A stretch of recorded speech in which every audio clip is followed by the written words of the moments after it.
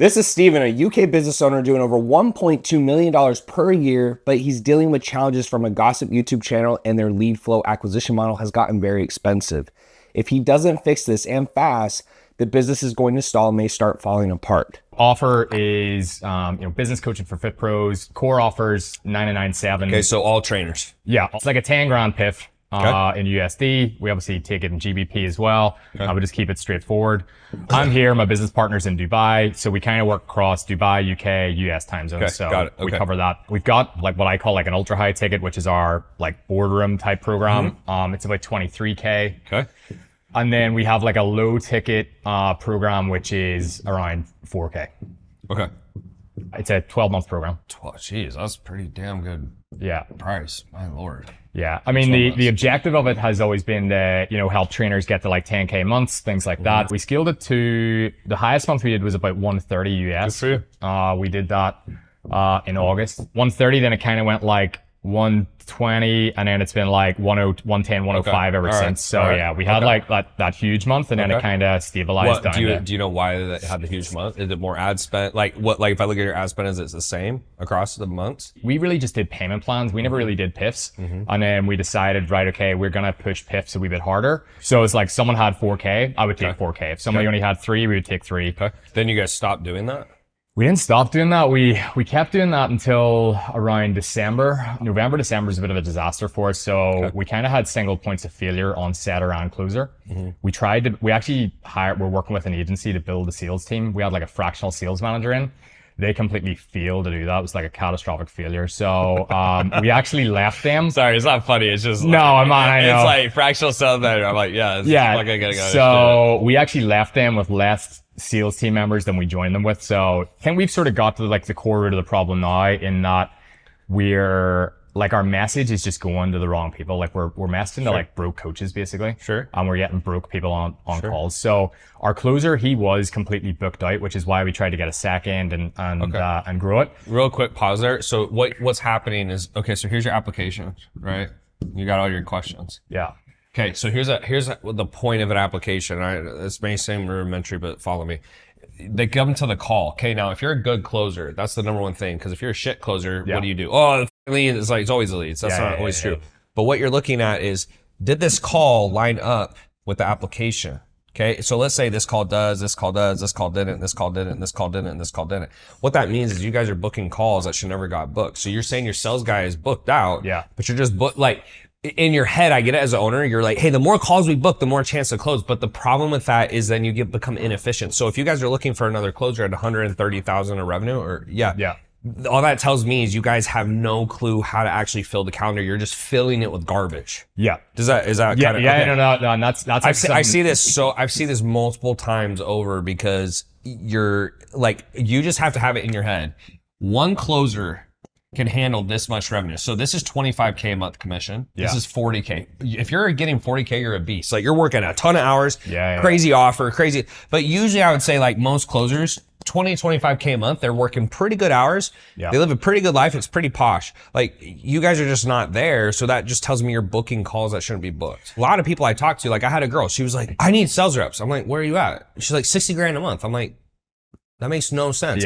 She canceled 30% of her calls off the apps. And then she did 120,000 taking the same amount of calls. I was like, your job is not to like do a Hail Mary. It's just, if they're not qualified, setter reaches out, tries to re-qualify. If they can't, cancel the call. Like, period. And then it's always like that. Do you run most of your ads to DMs or straight to page? No, straight to the page. Straight to page? Yeah. We tried running the DMs and we didn't get. Well, look, just so you know, like, when you run ads straight to page is easier to scale because there's nothing happening. And calling's a lot easier. DMs, I've done a lot of DMs, but that's only because I never could get straight to page to work as well. So, but I've seen a lot of different stuff in the industry. So it's like, don't get too caught up on what works for you. Cause you'll see someone who's doing, like, I'm good friends with Cole Gordon, right? And you brought Boardroom. Like, people will be like, this is how, I'm like, dude, but it doesn't matter how he's doing. It's like, it's not working for you. So what you have to do is just like get the skill set good enough, and then if it's not working, be willing to adjust to what it is, Yeah, so. And that's like we're definitely down to do that. So we're doing like an SLO as well, which is self-liquidating pretty well. It's like a white label resources into more resources, into a course, and then into booked call. We're getting loads of booked calls off it, but again, it's like low level people, you know, they're filling out like, what is that? So what's the price point on that? oh, so it goes $17 into 27. Okay. 27 order bump. Yeah, 27 order bump. Then there's a 97 order bump, which discounts to 67 if they reject it. Okay. And then book a call. And you're saying, are you guys you're breaking even? Some days we break even, some days we make a profit, some days it's a little bit under. What's but what's the ad spend on this usually? Ad spend on this right now, we're spending like 500 a day. Okay, so it's not crazy. Okay. Here's the pro and con of what you're doing. The pro is like you have less competition because you're only marketing to trainers. Yeah. That's good. That makes it easier for you to win. The downside of that is you can't go as broad. Yeah. So like I don't really like low ticket offers unless they can go super broad, because if it's how to make $800 extra a month selling audiobooks, dude, you're going to get way more volume. You're going to get way more people through there. That's the only thing, like off the top of my head, without seeing numbers, if you're spending $500 a day and you're already having a hard time scaling, it just gets harder as you go broader, as you know, because as you spend $1,000, it goes even wider. Yeah. That's usually the issue I saw with that. And I'm just coming back to my straight fit program. Yeah. That's the biggest. So even that, like when I was not where you guys are at, I was like a little higher, like 300. But that's actually why I opened Elite COs, because not saying I couldn't have made it work, but I was like, bro, if I'm getting so many leads, but because they're not trainers, my team won't sell them. So I'm like, let's just sell them now. And then we started selling them, and then we grew. The downside of that though, is there's a lot of like, let's say, general business coaches, right? So it's way more competitive, and it makes fulfillment way harder, because now when they come in, my coach has to be way better. Yeah. Does that make sense? Yeah. End of the day, it comes down to your goals. What's your goal? We wanted to get it to $1 million a month. 1 million a month. Steven has goals of hitting $1 million per month, but it just isn't going to happen unless he goes more broad or he starts going viral with organic content. One of the benefits of being niched down is there's less competition, so you're one of the only options to choose from. The downside is as you try to scale ads, more and more leads are simply not a fit. The only way you're going to get to $1 million a month in Fit Pro is either you get massive organic. Yeah. So like when I think of, he lives in Miami too. You probably know Brandon Carter. He's been doing the same offer for like, I mean, it seems like he's a dinosaur at this point. Yeah. He doesn't really want to move, but he has a really good organic following. So my hypothesis is he's also, I don't think, not doing $1 million a month, but my hypothesis is he makes a lot of money off his organic following, which is great. Yeah.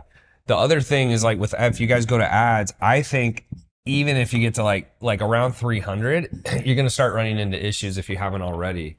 If you go broader, you could do that, but it's more competition. Yeah. And so that's the downside, is like you're like right now you're kind of in your own little pond, and that's actually a benefit. If you go over, sometimes it's better to be a big fish in a small pond than like a small fish in a big pond. Yeah. I think realistically though, for you guys to hit $1 million a month, like that's a massive increase. We're talking, let's say 8x. Yeah, right now we're just trying to get to 200, 300, you know what I mean? Like Right. Can you give me your like last 3 months of ads? So it's like how much you spent, cost per lead, cost per call, CAC. December, ad spend was, this is in GBP by the way, so 14,118.68. You don't have to tell me the cents, just yeah. January was 19.6. Okay.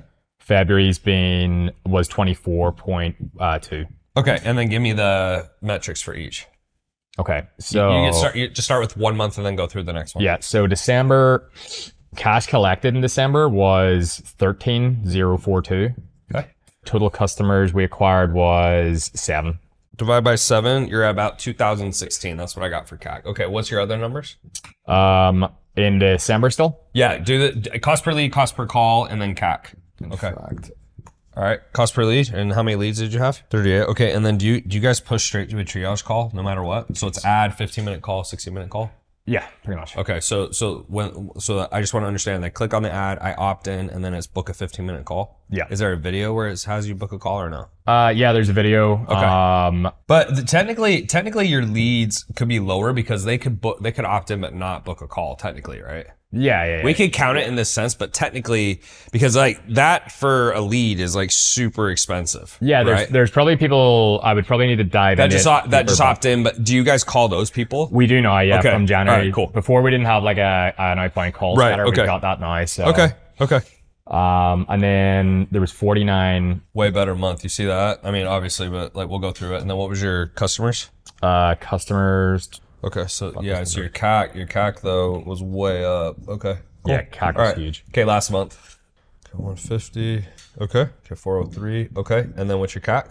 All right. And then just so I'm aware, what's your spend to cash collected? Is it like this is what you collect? Like we only collected 8.7 cash in February. Okay, so we spent What's what's the total revenue though? 41. Okay. Okay, and then what was January? January was cash collected was 20.7 Okay. and contract value was 52.1. Okay, and then what was December. Yeah. Cash collected 13, contract value 67.6.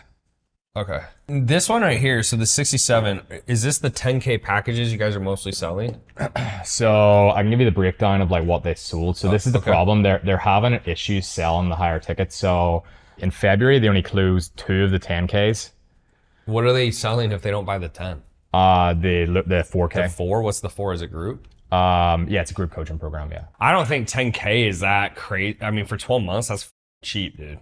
Like that's really dirt cheap. Like I thought, I do 10K for 3 months. The cash collected is not great. Yeah. So that's pretty obvious. I mean, every single month you're barely collecting what you spend. So you guys can't, like, it's not a bad thing per se. It's like you guys are still probably making decent money. You have some recurring revenue, but you definitely can't scale. Yeah. I mean, like you can't scale at all.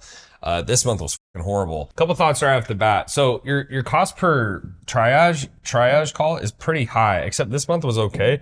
But to get a sales call, $400 is a lot, bro. That's way too expensive. Like to be frank, like a few issues here is like we got to collect more cash, and that's obvious. We'll get to that in a second. The other thing is like we got to drive down the cost. The cost is too high, meaning this is part, like what you're going through, this is part of why people can't scale, because eventually the metrics no longer make sense. Yeah. So that's where you're kind of That's kind of where we're at, yeah. What you're doing right now, right? So you got add 15, opt-in, 15, and then that call, and then a 60. Like the only issue is like, it's so expensive for you to get this already. If you could get a sales call for 150, yeah. What I would do instead is like they opt in, they book a call. They can you can have a setter call them, right? So we'll put setter over here. The setter calls those people to then book. We'll go over here. Sorry, this doesn't make any sense.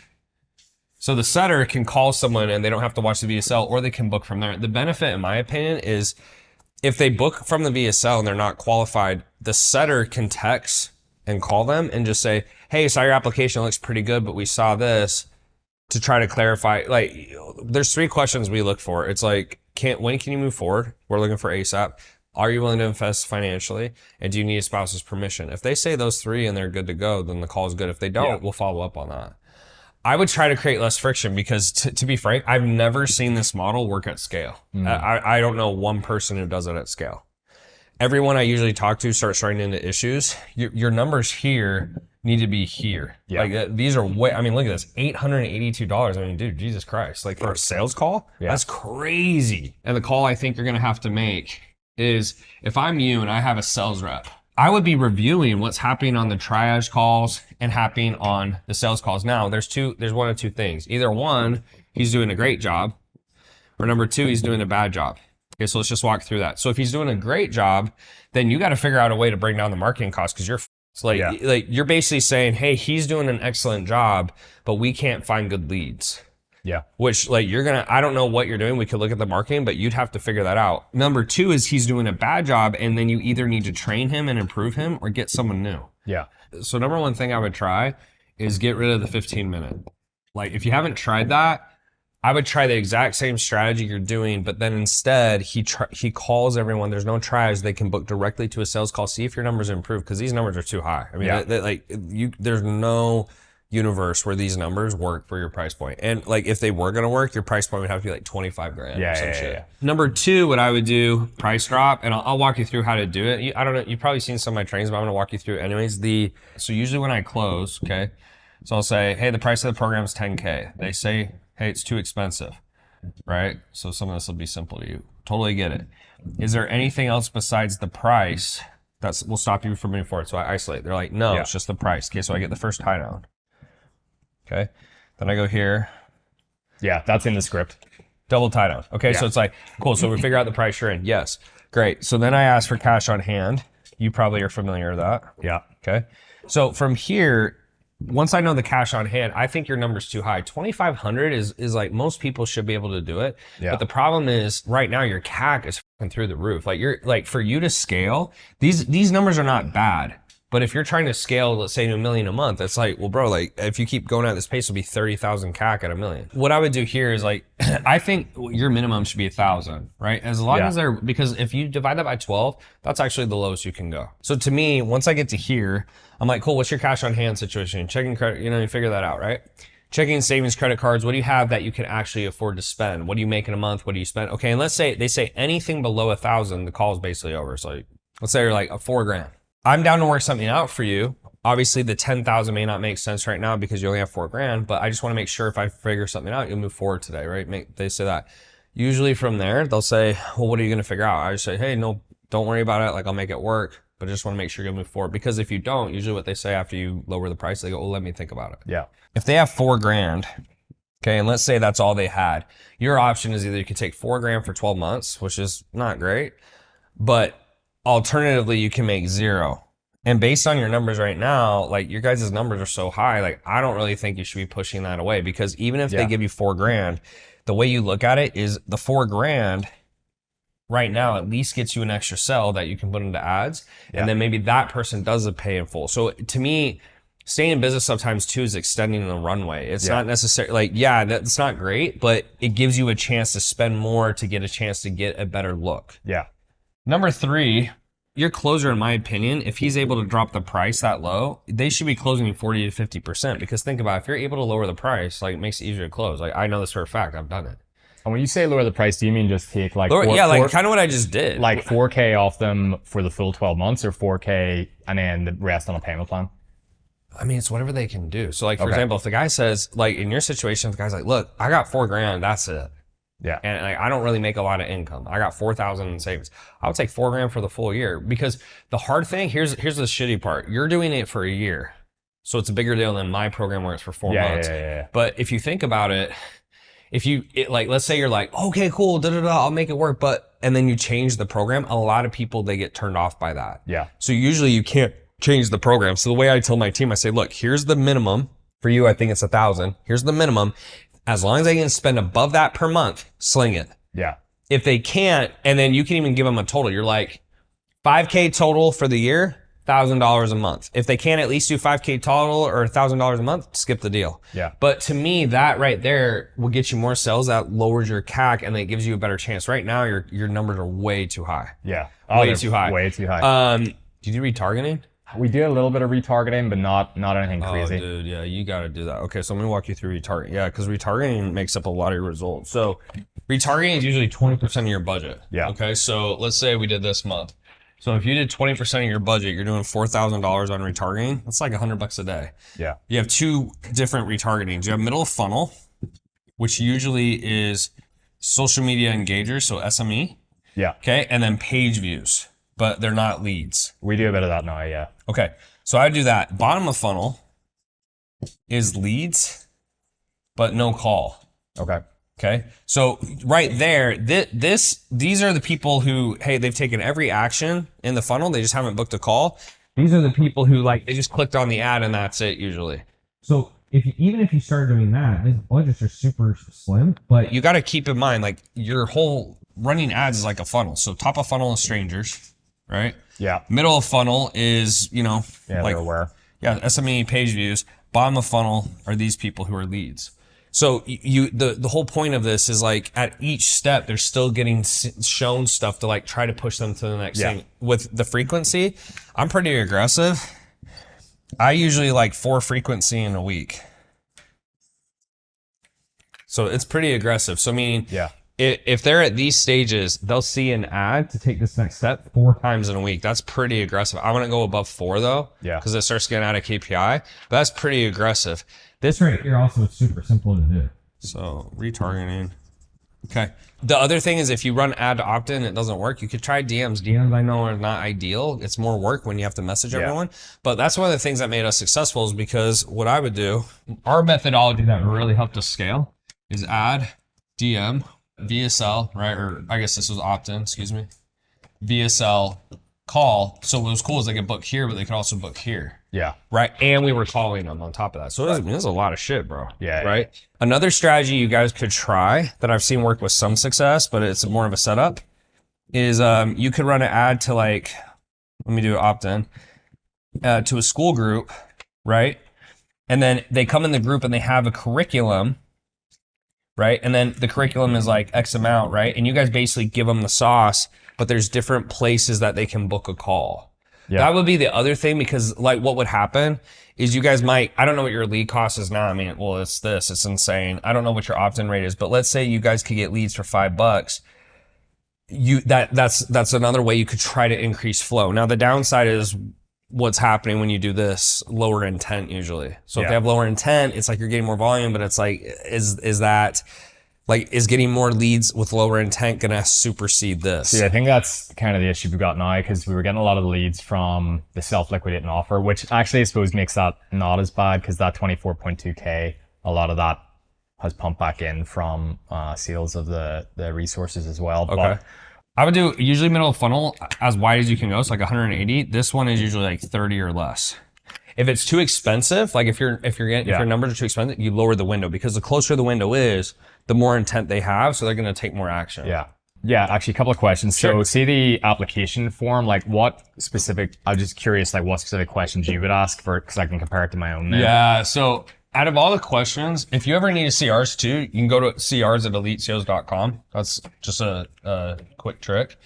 But the 3 questions I really care about, because there's a lot of stuff you can ask, but the 3 questions I really care about is, we'll say something like, if you feel it's a fit, are you able to invest financially? We like to leave it, now keep in mind, I also like open-ended questions, because we follow up. So remember, we do a lot of DM ads. So if they give us a shit answer, guess what we do?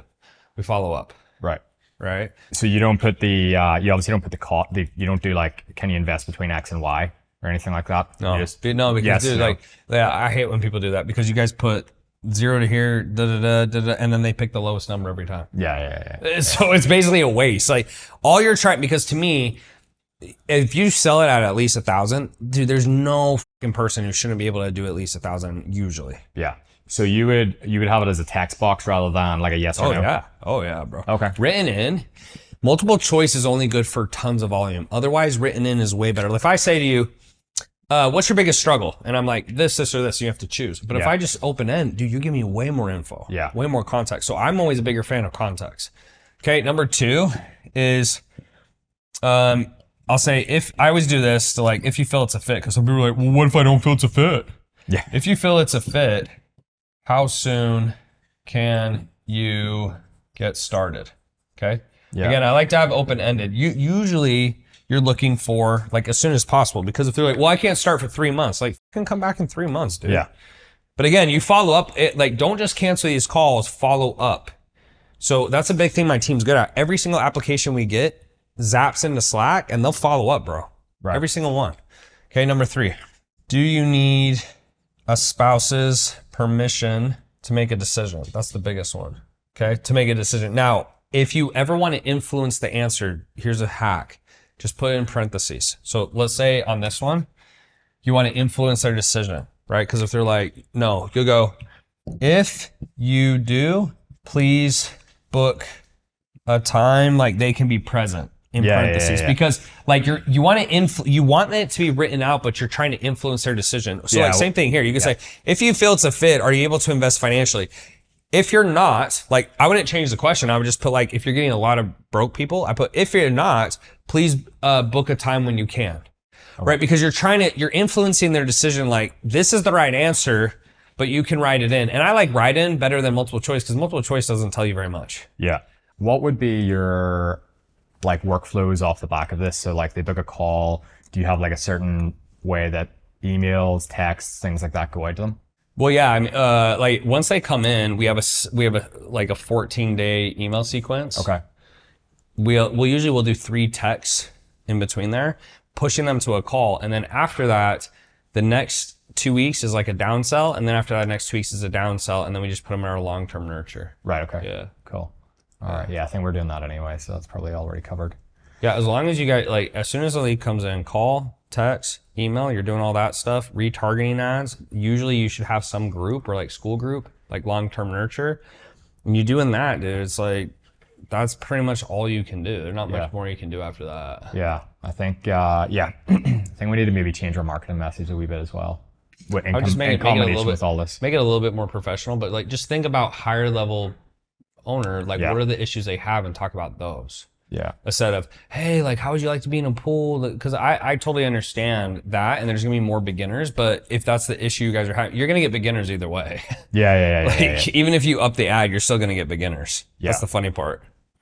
It doesn't because they're gonna see it and want it. Yeah, anyway. It doesn't 100% fix it. There's more beginners than there are experts, 100%. So like I only like working with higher level people if I can, but like you have to have a barrier to entry, and the problem with barrier to entry is if it doesn't make financial sense for the business. So like even these, like usually there's a cost, but that's on purpose. Yeah. Like and I don't want to do 1 million of these either. Yeah. So I can't do as many of these, but that's usually the downside when you go after higher level people. Yeah. Those are the things Steven can control and needs to fix if he wants his business to grow again. These videos are highly asked for, so if you want to see another one, just click here.